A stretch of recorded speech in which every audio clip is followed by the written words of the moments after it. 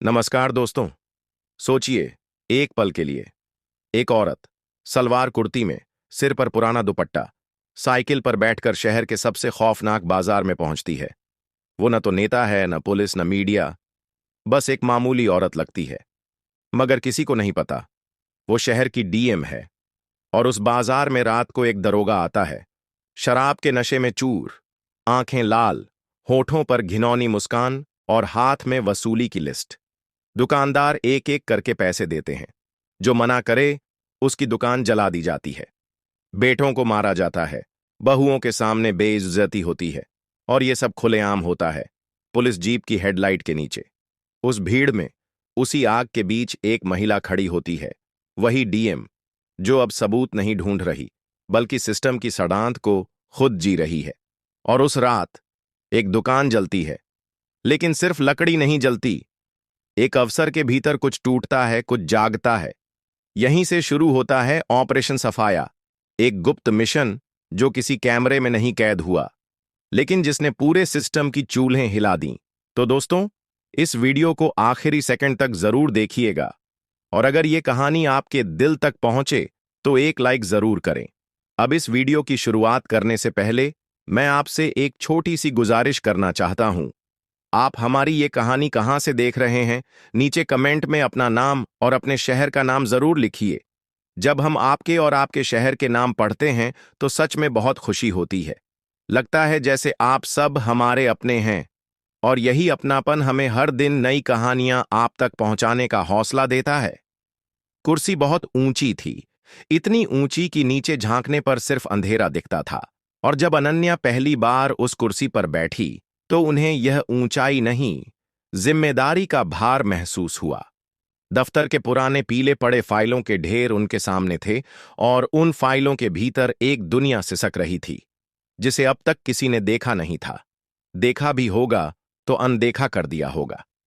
पहले दिन जैसे ही उन्होंने सबसे ऊपर की फाइल उठाई, उन्हें लगा शायद सड़क निर्माण या स्कूल भवन की कोई परियोजना होगी।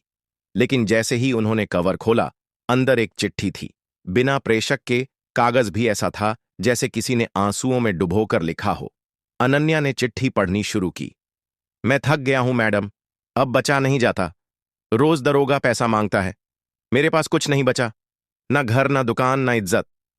ये शब्द किसी दुखी व्यापारी के नहीं थे, ये किसी टूटी हुई आत्मा की आखिरी सिसकी थी। और आखिरी पंक्ति, माफ कर देना। अनन्या ने चिट्ठी को कसकर पकड़ लिया, जैसे वो कागज नहीं, किसी आत्महत्या से पहले की चीख हो। उन्होंने दोबारा पढ़ा, फिर तिबारा, और हर बार शब्द भीतर उतरते चले गए। उनकी हथेलियां पसीने से भीग चुकी थीं, लेकिन नजरें चिट्ठी से हट नहीं रही थीं। बाहर चिड़ियों की चहचहाहट वहीं थी, सूरज की रोशनी वहीं थी, लेकिन अंदर जैसे सब कुछ बदल गया था। दीवारों से उतरकर एक चुप्पी उनके कंधों पर आ बैठी थी। उन्होंने फोन उठाया, लेकिन किसी को कॉल नहीं किया। बहुत देर तक वैसे ही बैठी रहीं, फिर कुर्सी से उठीं, दफ्तर के भीतर धीमे कदमों से चलती रहीं, जैसे किसी ने उनकी रीढ़ की हड्डी पर बोझ रख दिया हो। शाम ढल रही थी। अनन्या ने अपनी टेबल पर बैठकर एक कागज लिया और खुद से वादा किया, अगर मैं सिर्फ इस कुर्सी पर बैठकर हुक्म देती रही तो कुछ नहीं बदलेगा। मुझे खुद जाना होगा, देखना होगा, महसूस करना होगा। उस रात शहर के सबसे पुराने मोहल्ले की सड़कों पर एक महिला निकली। न सलामी देने वाले अफसर साथ थे, न लाल बत्ती की गाड़ी, न सरकारी ठाठ। बस एक मामूली साइकिल, उस पर बैठी सलवार कुर्ती पहने, सिर पर पुराना दुपट्टा डाले एक औरत। उसके चेहरे पर थकावट थी, पर आंखों में कुछ और था, जैसे वो कुछ ढूंढने निकली हो, किसी गुमशुदा सच्चाई की तलाश में। शहर की गलियों में पहुंचते ही उसे वो दिखने लगा जो अब तक सिर्फ फाइलों में छिपा था। दाईं ओर की दुकान पर एक बूढ़ा आदमी बैठा था, जिसके पांव में पट्टियां बंधी थीं। बगल में एक बच्चा बैठा था जो अपनी मां से कह रहा था, मां, आज भी पुलिस अंकल मारेंगे क्या बाबा को? अनन्या के कदम रुक गए। बच्चा मासूम था, पर उसके सवाल में डर और आदत दोनों घुली हुई थी। एक और गली में दाखिल हुई तो देखा, 4 दुकानदार रात के समय भी दुकान बंद नहीं कर रहे थे। कारण पूछने पर किसी ने धीरे से कहा, मैडम, पुलिस रात में आकर जबरदस्ती दुकान खुलवाती है, और जो ना खोले उसकी दुकान ही तोड़ दी जाती है। अनन्या को झटका सा लगा। ये वही शहर था जिसके प्रशासन की बागडोर अब उनके हाथ में थी, और ये वो लोग थे जिनकी रक्षा की जिम्मेदारी भी उसी कुर्सी से शुरू होती थी जिस पर वो आज सुबह बैठी थीं। एक मोड़ पर उन्होंने चाय वाले से पूछा, बाबा, पुलिस वालों की शिकायत नहीं करते? बाबा ने कंधे उचकाए। शिकायत किससे करें बिटिया? सब एक जैसे हैं। पहले थाने जाते थे, अब तो डर लगता है कहीं वो दरोगा घर ही ना जला दे। अनन्या को समझ में आ गया कि यहां लोग डर से नहीं, हार से चुप हैं। वे टूट चुके हैं और अब आवाज उठाने की हिम्मत नहीं रही। इस चुप्पी को तोड़ना होगा। रात गहराने लगी थी। गली के कोने में एक छांव वाला पेड़ था जिसके नीचे 2-3 लड़के मोबाइल में कुछ देख रहे थे। उनमें से एक ने धीमी आवाज में कहा, कल रमेश की दुकान जली थी, अब उसकी अम्मा अस्पताल में है, लेकिन रिपोर्ट लिखवाने गया तो थाने से भगा दिया गया। अनन्या की मुट्ठी बंध गई। उन्हीं के शहर में ये सब हो रहा था और किसी को फर्क नहीं पड़ रहा था। वो वापस अपने किराए के कमरे में लौट आईं, जहां उन्होंने भेष बदलकर असली जीवन देखा। दरवाजा बंद करते ही उन्होंने दीवार की ओर देखा, जहां एक पुराना कैलेंडर लटका था। तारीख थी 13 तारीख। अनन्या को लगा अब गिनती शुरू हो चुकी है। काउंटडाउन नहीं, बल्कि हिसाब किताब का। वो कुर्सी पर बैठीं, देर रात तक बैठीं, कुछ लिखा नहीं, कुछ बोला नहीं, बस एक बात तय कर ली, अब कोई चुप नहीं रहेगा, न वो न ये शहर। रात का वक्त था, वो वक्त जब शहर की रफ्तार थम जाती है, दुकानों के शटर गिर जाते हैं और लोग अपने घरों में बंद हो जाते हैं। लेकिन बाजार की वो गली अब भी जाग रही थी, जैसे वहां कोई दूसरा कानून चल रहा हो जो सूरज की रोशनी से नहीं, डर की परछाइयों से जिंदा था। अनन्या अब रोज उस गली में जाती थीं, कभी चूड़ी वाली बनकर, कभी सब्जी खरीदने वाली बनकर। हर बार कुछ नया देखतीं, कुछ डरावना, कुछ ऐसा जो अब तक किसी फाइल में दर्ज नहीं था। उस रात जब उन्होंने पुराने चाय वाले बाबा के पास बैठकर चाय मंगाई, तो बाबा ने बिना पूछे ही कहना शुरू कर दिया, मैडम, रात होते ही यहां फुसफुसाने का समय शुरू हो जाता है। एक जीप आती है, दरोगा उतरता है, और फिर जो लिफाफा ना दे उसकी जिंदगी लहूलुहान हो जाती है। अनन्या का गला सूख गया, लेकिन उन्होंने चेहरे पर कोई शिकन नहीं आने दी। उन्होंने ऐसे सिर हिलाया जैसे पहली बार सुन रही हों, लेकिन अंदर ही अंदर हर शब्द उनकी रगों में उतर रहा था। अचानक जीप की आवाज आई। बाबा चुप हो गए। बाजार जैसे सहम गया। लोग अपनी अपनी जगह पर सिकुड़कर बैठने लगे, आंखें झुका लीं, जैसे कोई तूफान आने वाला हो। अनन्या ने धीरे से नजर उठाई। एक सफेद जीप गली में घुसी। उसके हेडलाइट्स ने सबकी आंखें चौंधिया दीं। जीप से उतरता है एक भारी शरीर, वर्दी आदि खुली, आंखें लाल, होठों पर पान और शराब की मिलीजुली गंध। दरोगा रघुवीर सिंह। वो सीधा बढ़ता है पहली दुकान की ओर। दुकानदार बिना कुछ कहे एक लिफाफा पकड़ाता है। दूसरी दुकान, तीसरी, चौथी। हर कोई जैसे कर्ज चुका रहा हो किसी अदृश्य कर्जदाता का। लेकिन 5वीं दुकान पर रुकावट आती है। एक युवक, नाम था रमेश। रघुवीर चीखता है, लिफाफा दे रमेश। रमेश कांपता है लेकिन बोलता है, मेरी मां अस्पताल में है, मेरे पास एक भी पैसा नहीं है। रघुवीर हंसता है, जहर से भरी हंसी, जैसे किसी की मौत का मजाक उड़ा रहा हो। तेरी मां मरे या तू, मुझे क्या फर्क पड़ता है, पैसा तो देना ही पड़ेगा। और अगली ही पल कुछ ऐसा हुआ जो शायद उस बाजार ने पहले कभी नहीं देखा था। रघुवीर ने अपने सिपाही को इशारा किया। सिपाही ने पेट्रोल की बोतल निकाली और रमेश की दुकान के दरवाजे पर उंडेल दी। रमेश चिल्लाया, सर, रहम करो, अंदर मेरी किताबें हैं, मेरी मां की तस्वीर है।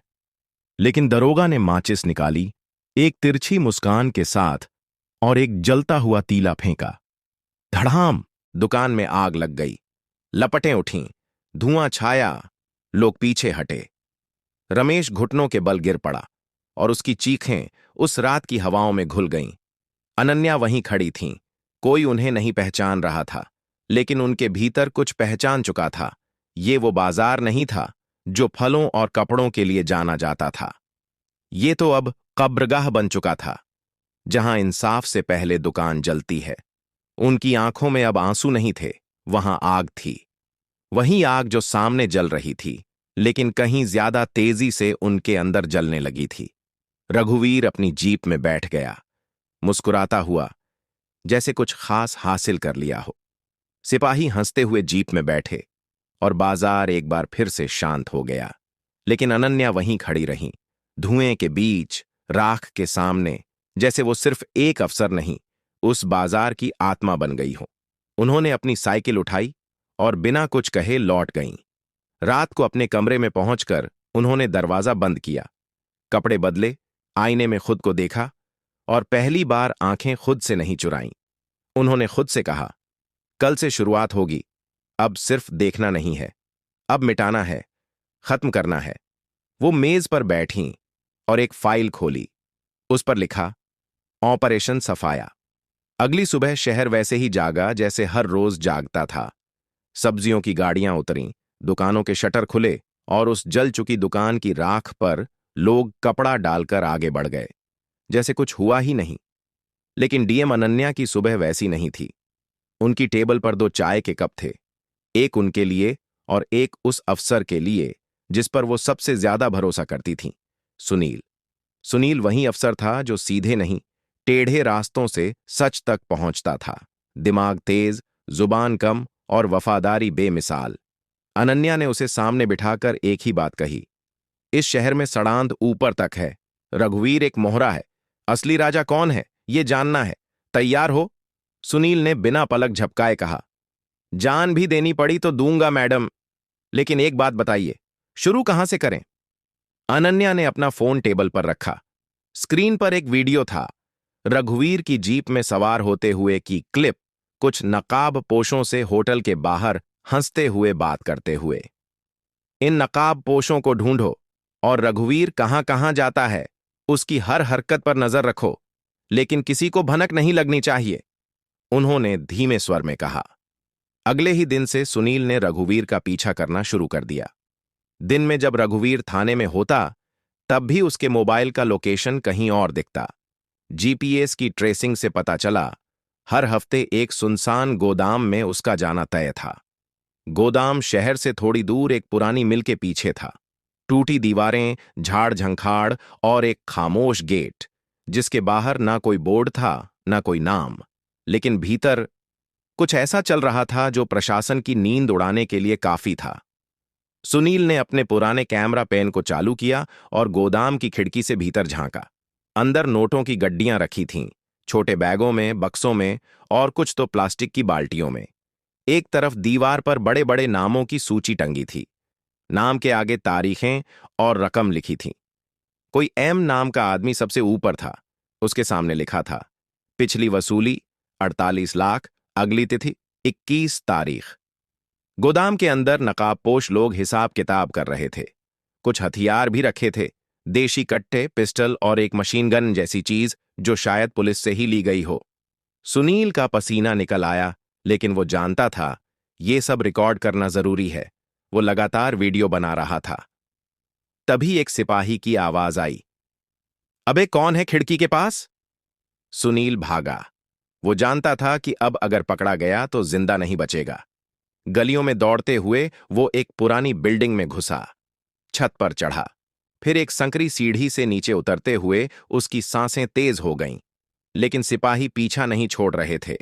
आखिरकार एक गली में वो फंस गया। दीवारें ऊंची थीं, बाहर निकलने का रास्ता नहीं था।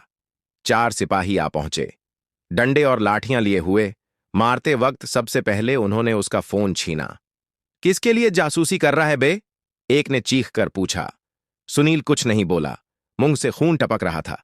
तभी उसने जेब से एक छोटा सा वायरलेस निकाला, जिसे उसने पहले से डीएम ऑफिस से कनेक्ट किया था। उसने उसे चालू किया और बोलने की ताकत जुटाई। मैडम, गोदाम, सबूत है, रघुवीर, नकाबपोश, हथियार, पैसा, कृपया माफ करना। और फिर बेहोश हो गया। उधर अनन्या के ऑफिस में अलार्म बजा। उन्होंने तुरंत रिकॉर्डिंग सुनी और एक टीम रवाना की। लेकिन जब तक टीम वहां पहुंची, गोदाम खाली था। सिर्फ एक जलता हुआ फर्श, कुछ अधजले कागज और एक टूटा कैमरा लेंस बचा था। सुनील को उसी हालत में अस्पताल पहुंचाया गया, बदन पर जख्म, सिर पर चोट और आंखें बंद।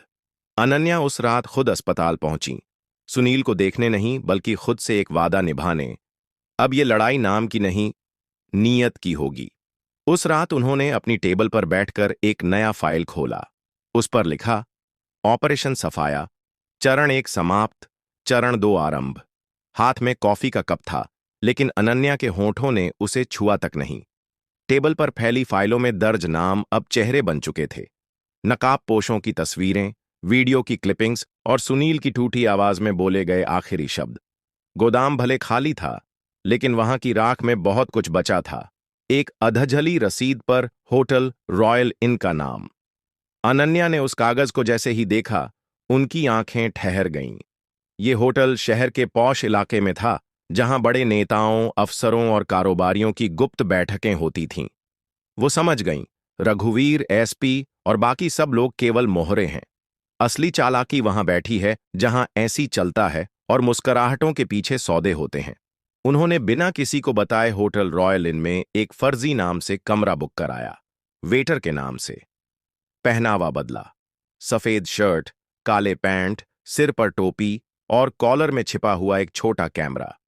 रात को होटल की सबसे ऊपरी मंजिल पर मीटिंग तय थी, और उस मंजिल तक पहुंचने के लिए कार्ड पास भी चाहिए था, जो अनन्या ने पहले से मैनेज कर लिया था। वो जब ट्रे लेकर कॉन्फ्रेंस रूम में दाखिल हुईं, तो भीतर का नजारा सन्न कर देने वाला था। सामने बैठा था दरोगा रघुवीर सिंह, बगल में एसपी चौहान और एक तीसरी कुर्सी पर कोई ऐसा आदमी जिसकी आंखें धुएं में डूबी थीं। काले कोट में, रेशमी साफा गले में, चेहरा अजीब ढंग से चमक रहा था।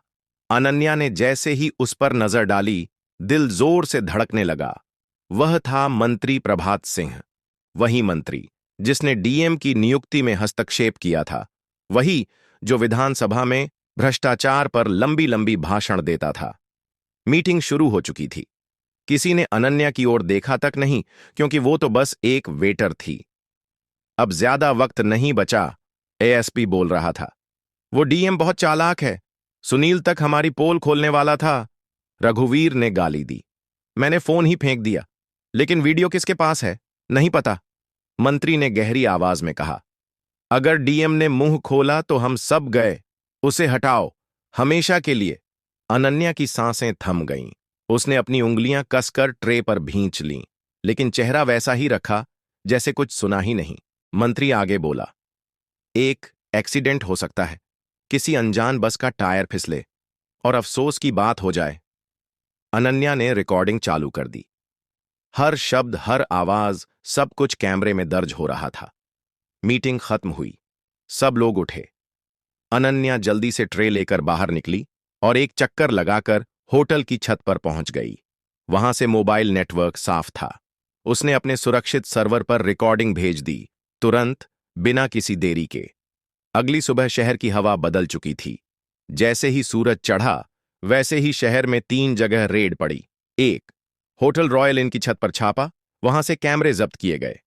2, एसपी ऑफिस में कागजात जब्त, कंप्यूटर सील, फाइलें कब्जे में ली गईं।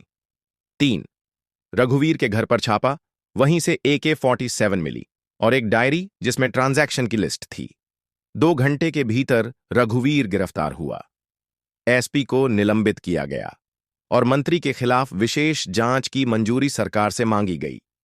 लोगों की आंखों में अब उम्मीद थी, मीडिया में सुर्खियां थीं। महिला डीएम का साहस, ऑपरेशन सफाया की पहली जीत, भ्रष्टाचार की जड़ें उखड़ने लगीं। लेकिन अनन्या जानती थीं, ये तो सिर्फ पहला पर्दा था जिसकी चादर हटी थी। असली जहर अभी भी जमीन के नीचे दबा पड़ा था। उस रात उन्हें एक गुमनाम कॉल आया, आवाज फटी हुई लेकिन साफ। मैडम, आपने छोटे को पकड़ा है, असली राजा अब भी खेल रहा है, नाम है K9। अनन्या ने फोन नीचे रखा, खिड़की खोली और बाहर झांका। बाजार सो रहा था, लेकिन भीतर कोई जाग चुका था। सुनवाई हो चुकी थी, गिरफ्तारी हो चुकी थी। प्रेस कॉन्फ्रेंस में अनन्या की तारीफों के पुल बंध चुके थे, लेकिन उनकी आंखों में अब भी एक बेचैनी थी, जैसे कुछ छूट गया हो या कुछ और सामने आने वाला हो। रघुवीर, एएसपी और होटल की मीटिंग वाले सभी चेहरे अब सलाखों के पीछे थे। मगर उस गुमनाम कॉल ने एक नया दरवाजा खोल दिया था। कि 9। अनन्या ने तय किया कि अब समय आ गया है उस हिस्से तक पहुंचने का जो कभी कैमरे में नहीं आता, न फाइलों में लिखा जाता है। वो हिस्सा जहां केवल खौफ बोलता है और चुप्पी उसकी भाषा होती है। उन्होंने ऑफिस में सबसे पहले एक नंबर जारी किया, गुप्त हेल्पलाइन। इसका नाम रखा गया चुप्पी तोड़ो। कोई आईडी नहीं पूछी जाती थी, कोई कॉल रिकॉर्ड नहीं होती थी। सिर्फ सुनना था और समझना था। पहले दिन सिर्फ 3 कॉल आए, लेकिन हर कॉल किसी न किसी टूटे हुए इंसान की चीख थी। पहली महिला ने कहा, मेरे पति ने जहर खा लिया था, क्योंकि हर महीने वसूली में आधी तनख्वाह चली जाती थी। दूसरी कॉल, मेरी दुकान जलाई गई, मैंने केस किया, मगर केस ही गायब हो गया। तीसरी कॉल, मैंने कभी कुछ नहीं कहा, बस अब सुन नहीं सकती। अनन्या हर रात वो कॉल्स सुनती थीं, अकेले कमरे में बैठकर एक एक आंसू को शब्दों में बदलती थीं। फिर एक महिला ने कॉल किया, आवाज में कांप थी, लेकिन हिम्मत भी। मेरे पति की डायरी अब भी घर में रखी है, उसमें हर पैसे की एंट्री है, किसने कब कितना लिया। अनन्या ने तुरंत टीम भेजी। दुकान के पीछे एक लकड़ी के बक्से में वो डायरी मिली, भूरे कागज की, किनारे जले हुए, लेकिन अंदर दर्ज था एक पूरा सिस्टम। किस दरोगा ने कितनी बार वसूली की, कौन कौन सी तारीखें, कितनी रकम। वो डायरी अब सबूत नहीं थी, वो शहर की आत्मा की रिपोर्ट थी। अनन्या ने फैसला किया, अब बस फाइलें नहीं, अब आवाजें बोलेंगी। शहर के बीचों बीच एक जनसभा रखी गई। कोई मंच नहीं, कोई पर्दा नहीं, बस एक माइक और उसके सामने वो लोग जो अब तक डरते रहे थे। पहली बार किसी डीएम ने कहा, आज मैं नहीं बोलूंगी, आज आप सब बोलिए। जो हुआ, जैसा हुआ, सब बताइए। दुनिया को पता चले कि चुप्पी कैसी होती है। पहला आदमी सामने आया, मेरी दुकान 3 बार जली और हर बार मैं ही गुनहगार बना। दूसरी औरत आई, मैंने हर महीने पुलिस को पैसा दिया, मगर जब मेरी बेटी गायब हुई तो किसी ने FIR तक नहीं लिखी। तीसरा आदमी, मैंने अपनी मां को अस्पताल ले जाने के लिए जो पैसे बचाए थे वो भी थाने में दे दिए थे। ऐसे ऐसे 70 से ऊपर लोग आए, लेकिन पूरा मैदान तब थम गया जब एक 13 साल की बच्ची माइक पर आई। वो कांपती हुई थी, मगर उसकी आंखों में एक अजीब सी ठहरी हुई आग थी। उसने कहा, मेरे पापा कहते थे पुलिस भगवान होती है, वो हर बुराई से हमें बचाती है। मगर जिस दिन हमारी दुकान जलाई गई, मैं और मां दुकान के अंदर थे, पापा बाहर खड़े थे, दरोगा हंस रहा था और मेरी मां चिल्ला रही थी, मगर किसी ने कुछ नहीं किया। माइक से आवाज गूंजने लगी। मैदान में सन्नाटा छा गया। बच्ची ने कहा, अब मुझे भगवान से डर लगता है, क्योंकि वो भी वर्दी में आते हैं। अनन्या की आंखें भर आईं। उन्होंने माइक थामा, गला साफ किया और सिर्फ इतना कहा, ये लड़ाई अब किसी दरोगा, किसी ASP, किसी मंत्री के खिलाफ नहीं है। ये लड़ाई उस टूटे हुए भरोसे के खिलाफ है जिसे हम सबने पाला है। चुप रहकर जनता खड़ी हो गई। कुछ ने हाथ जोड़े, कुछ ने आंसू पोंछे, लेकिन सबके मन में एक ही बात थी, अब बात आगे बढ़ चुकी है। उस रात अनन्या को फिर से एक चिट्ठी मिली, मगर यह चिट्ठी डराने के लिए नहीं थी। इसमें एक लाइन थी, आपने सबको हिला दिया, लेकिन असली खिलाड़ी अब भी छिपा है। नाम है K9 नहीं, कोड है U42। अनन्या देर तक चुप रहीं। उन्होंने अपनी डायरी खोली, पेन उठाया और लिखा कि 9 से U42 तक। ये खेल अब खत्म नहीं होगा, ये खत्म करना होगा। चिट्ठी में लिखा गया नाम U42, न कोई व्यक्ति, न कोई संस्था, बल्कि एक कोर्ट। मगर अनन्या जानती थीं, जब दुश्मन सामने न हो और केवल संकेत मिलते हों, तो उसका मतलब यही होता है, खेल अब गहराई में उतर चुका है। दूसरे दिन सबसे पहला काम था सुनील से मिलना। वह अब अस्पताल से ठीक होकर लौट चुका था, लेकिन उसके चेहरे की गंभीरता बताती थी कि वो अब केवल एक अफसर नहीं, एक मिशन बन चुका था। मैडम, K9 का मतलब मैंने ढूंढ निकाला है, सुनील ने धीरे से कहा। बताओ, अनन्या ने आंखों में देखते हुए कहा। करण शेखावत एक NGO चलाता है, शक्ति फाउंडेशन। नाम से सेवा का काम लगता है, लेकिन असल में यह पूरा फाउंडेशन ब्लैकमेलिंग, हवाला और वसूली का अड्डा है। रघुवीर, एसपी, मंत्री प्रभात, सब वहीं से कनेक्टेड थे। अनन्या चौंकी नहीं। वो तो जैसे पहले ही जानती थीं कि अंत में एक ऐसा नाम आएगा जो बाहर से साधु दिखेगा और भीतर से शेर। करण शेखावत, चेहरा शांत, मीडिया में समाज सेवी और मंचों पर भाषण देने वाला। लेकिन पर्दे के पीछे वही असली खिलाड़ी जो हर मोहरे को चला रहा था। सबसे बड़ी चुनौती थी, करण के खिलाफ कोई ठोस सबूत नहीं था। सारे लेन देन उसके नौकरों के नाम पर होते थे, सारी प्रॉपर्टी ट्रस्ट के नाम पर और हर मीटिंग गुप्त जगहों पर। अनन्या ने चाल चली। उन्होंने जानबूझकर एक फर्जी प्रेस कॉन्फ्रेंस प्लान करवाई जिसमें कहा गया कि डीएम के पास वो कागजात हैं जिनसे शहर के 5 बड़े नाम बेनकाब हो सकते हैं। ये खबर शहर में आग की तरह फैली और जैसा कि अनन्या चाहती थीं, शक्ति फाउंडेशन अगले ही दिन बंद कर दिया गया। उनके ऑफिस को ताला लग गया, सारे वॉलंटियर गायब हो गए और करण ने खुद को मीडिया से दूर कर लिया। लेकिन अनन्या जानती थीं, ये डर नहीं था, ये तैयारी थी। कोई बड़ा कदम उठने वाला था। 2 दिन बाद इंटरनेट पर एक ऑडियो क्लिप वायरल होती है। आवाज थी करण शेखावत की। अगर डीएम ने मुंह खोला तो हम सब डूब जाएंगे। अब वक्त आ गया है सबूत खत्म करने का। इस क्लिप ने पूरे सिस्टम को हिला दिया। अब अदालत में वारंट जारी हुआ, पुलिस को गिरफ्तारी का आदेश मिला, लेकिन करण कहीं नहीं मिला। सारी सीमाएं सील कर दी गईं, सारे होटलों पर नजर रखी गई, ड्रोन तक इस्तेमाल किए गए, लेकिन करण जैसे मिट्टी में मिल गया। फिर एक रात नेपाल बॉर्डर पर एक संदिग्ध व्यक्ति पकड़ा गया, बिना पासपोर्ट, नकली नाम से और चेहरा हल्के मेकअप से बदला हुआ। वह था करण शेखावत। बॉर्डर से सीधा उसे लाया गया। मीडिया, जनता और अफसरों की भीड़ के बीच अनन्या ने उसके सामने खड़े होकर बस एक बात कही, तुम्हें क्या लगा था कि सिस्टम तुम्हारा नौकर है?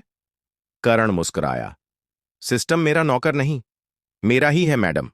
आप जैसे कुछ अफसर आएंगे और फिर चले जाएंगे, लेकिन हम तो जड़ में बैठे हैं। अनन्या ने कुछ नहीं कहा, लेकिन उनकी आंखें कह रही थीं, अब वो जड़ भी उखाड़ दी जाएगी। करण की गिरफ्तारी के बाद शहर में लोग सड़कों पर उतर आए। किसी ने मिठाई बांटी, किसी ने दीपक जलाया, लेकिन अनन्या उस भीड़ का हिस्सा नहीं बनी।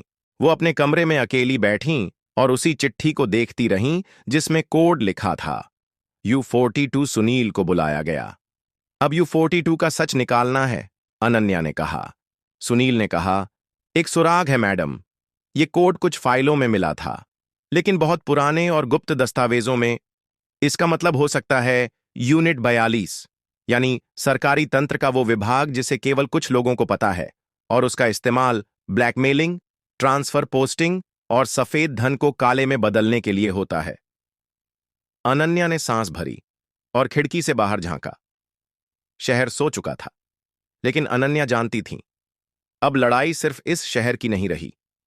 ये 4 शहरों, 4 अफसरों और 4 सच्चाइयों की लड़ाई बनने जा रही है।